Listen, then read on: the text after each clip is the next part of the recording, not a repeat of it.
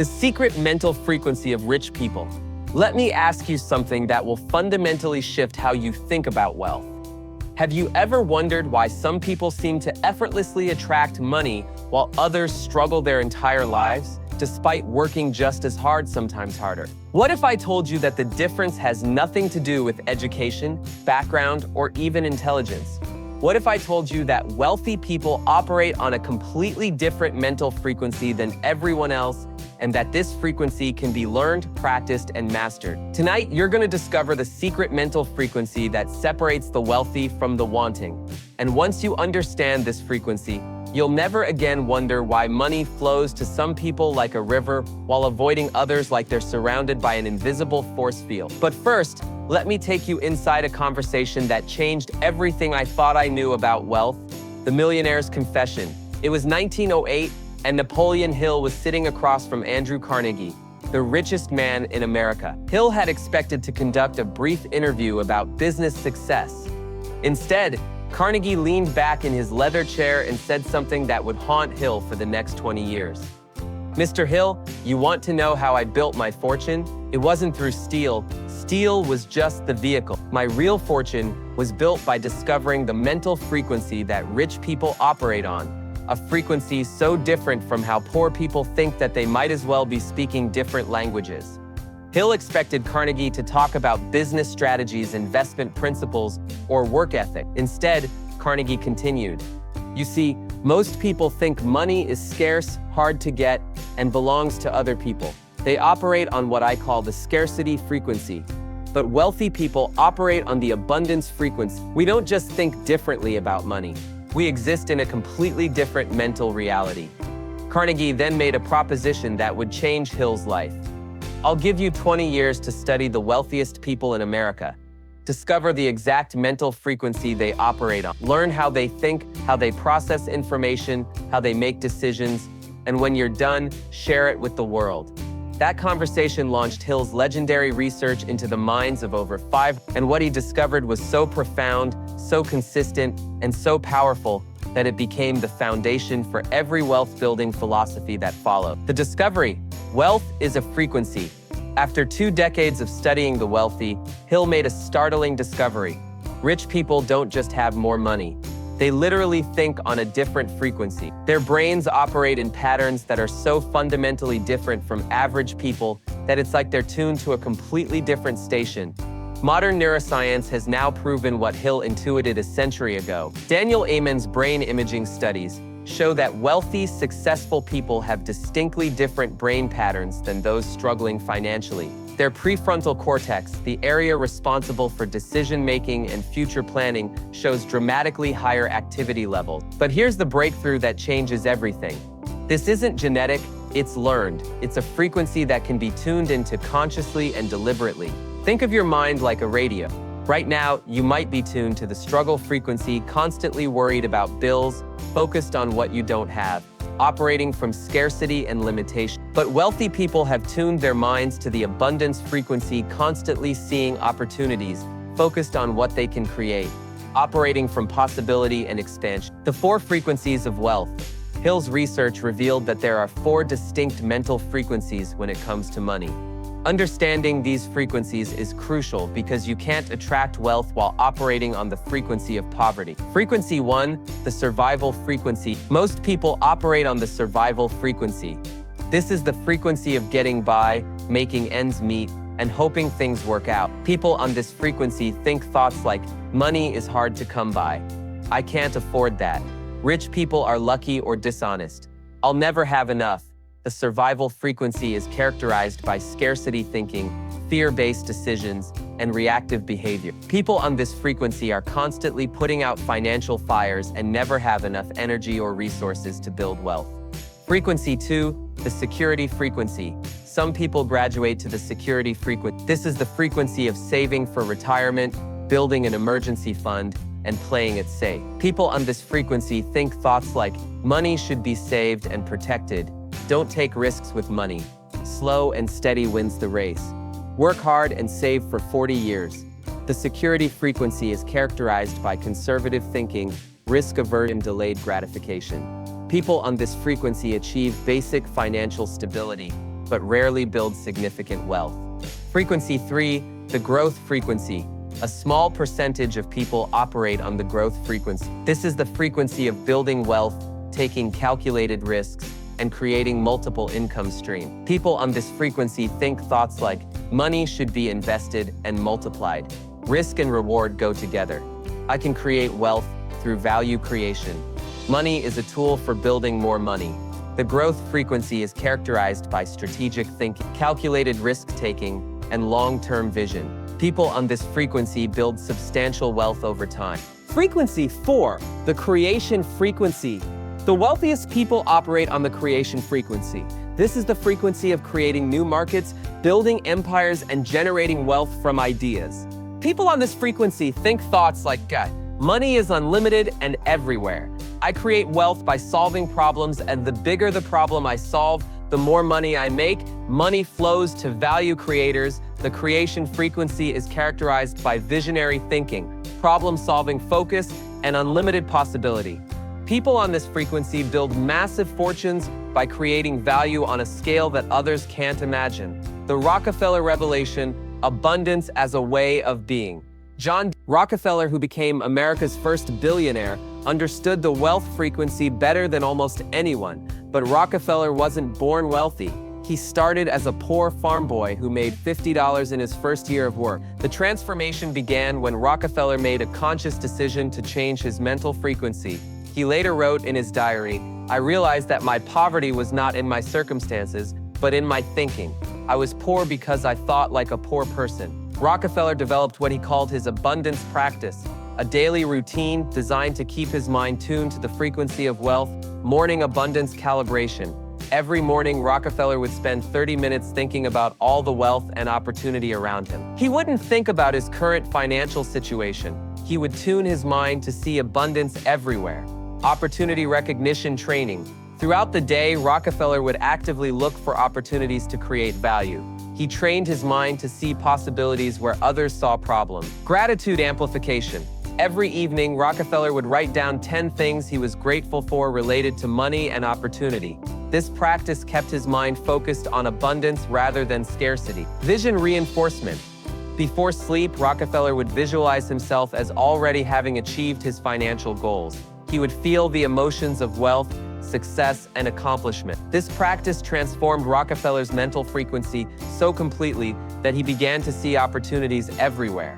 He could identify undervalued assets, spot market trends before others, and create wealth-building strategies that seemed to come from nowhere. But the most important thing Rockefeller discovered was this: abundance isn't something you achieve, it's something you tune into.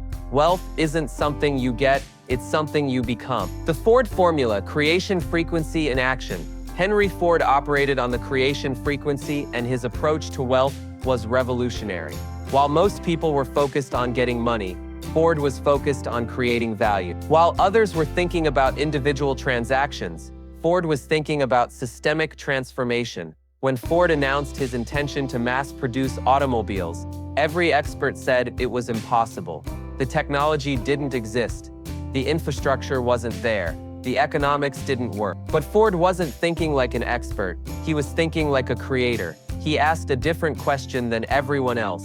While others asked, how can we improve existing manufacturing? Ford asked, how can we completely reinvent manufacturing? This is the power of the creation frequency. It doesn't work within existing limitations. It creates new possibilities.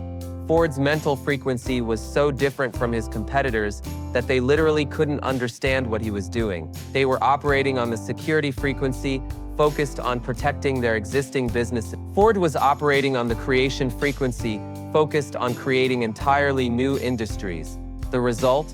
Ford didn't just build a car company, he created the entire concept of mass production. He didn't just make money from cars, he made money from revolutionizing how everything gets made. The Carnegie Code, the mastermind frequency. Andrew Carnegie discovered something that most people never understand about wealth. Individual thinking has limits, but collective thinking is unlimited. Carnegie developed what he called the mastermind frequency, the ability to tune into the collective intelligence of other successful people. Carnegie realized that his own mental frequency, no matter how well tuned, could only generate so much wealth. But when he combined his frequency with the frequencies of other brilliant minds, they created what he called a third mind, a collective intelligence that was smarter than any individual member. This is why Carnegie surrounded himself with people who were smarter than him in specific areas. He wasn't threatened by their intelligence. He used it to amplify his own wealth frequency.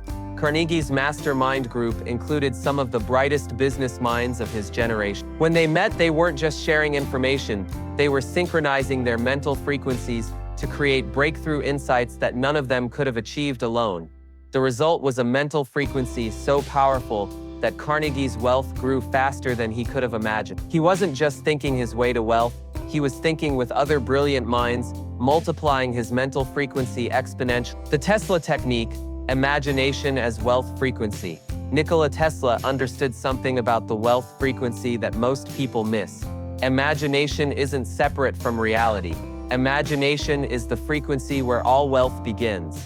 Tesla would spend hours in what he called mental experiment. He would imagine inventions in complete detail, test them in his mind, improve them mentally, and perfect them before ever building a physical prototype. But Tesla's most important discovery wasn't about inventing machines, it was about inventing wealth. He realized that every fortune begins in imagination. Every business starts as an idea. Every product exists in someone's mind before it exists in the world. Tesla developed what he called wealth visualization technique. Step 1. Mental prototype creation. Tesla would create detailed mental images of the wealth he wanted to build. Not just the money, but the entire lifestyle, the impact, the freedom it would create. Step 2. Frequency testing. He would test these mental prototypes by imagining different scenarios. How would this wealth feel? How would it change his daily life? How would he use it to create more value? Step 3. Mental manufacturing. Tesla would then imagine the exact steps needed to manifest this wealth in physical reality. He would see the entire process from idea to income. Step 4. Frequency transmission. Finally, Tesla would broadcast this mental frequency throughout his day, allowing his subconscious mind to guide him toward opportunities that matched his wealth vision. This technique was so powerful that Tesla's inventions literally changed the world. But more importantly, it proved that wealth begins in the imagination and flows from there into reality. The Edison persistence failure-proof wealth frequency. Thomas Edison discovered something crucial about the wealth frequency.